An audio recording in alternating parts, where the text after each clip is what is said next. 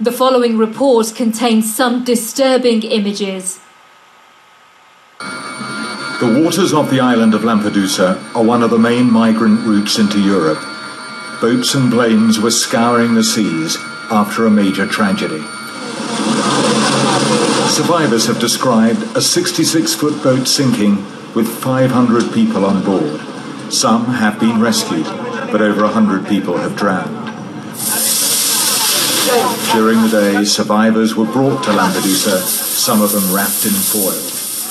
Those who were rescued brought stories of a boat capsizing with many people drowning. Their bodies were laid out on the quayside.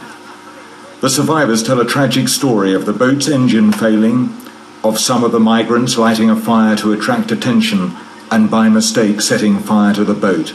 As they moved away from the flames, the boat tipped over. The first witnesses say the boat caught fire, and because of this everyone pushed forward and caused the boat to overturn, and hundreds of people ended up in the sea. There were 3 children on board and 2 pregnant women. They had all boarded the boat in Libya, but they began their journey in different countries like Somalia, Eritrea and Ghana. This was dramatic and tragic in every way. There were so many children among the victims, horrible. They had new shoes, signs of hope. It really is devastating.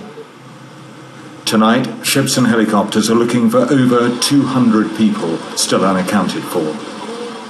What those on the rescue boat say is that the boat sank only a kilometre offshore, but there were no phones on board in order to call for help.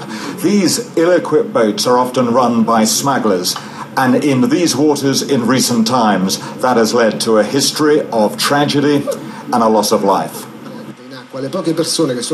Just 4 days ago, another 13 migrants drowned off the eastern coast of Sicily. Some made it ashore in poor condition.